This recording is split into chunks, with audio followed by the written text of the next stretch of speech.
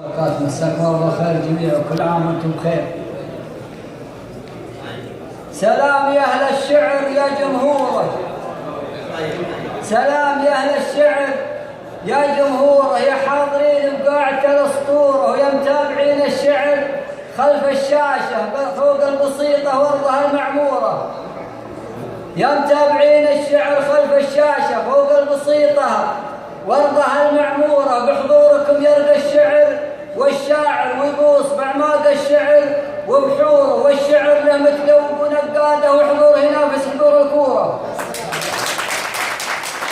والشعر له متذوب ونقاده وحضوره ينافس حضور الكوره، فيها الهزيل وفيها على الجوده والحظ يغلب والزمن له دوره، والشعر والشعار ما هم واحد كل حسب ذوقه وحسب شعوره. شاعر يجيب من القصيد يجزاله وحظه كل شعبيته مقدوره،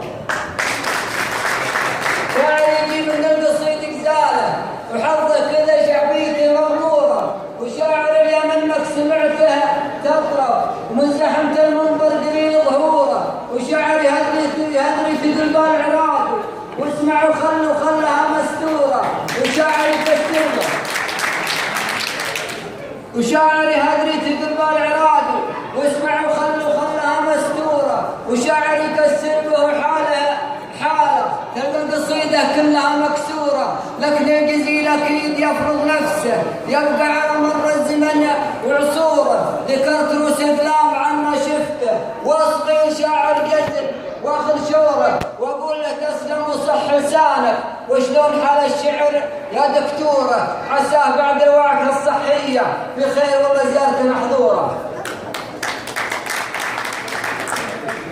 واصغي شاعر جزل واسمع شوره، واقول له تسلم وصح لسانك وشلون حال الشعر يا دكتوره، عساه بعد الوعكه الصحيه بخير والله زيارته محظوره. وسلام يا اهل النوب كل باسمه،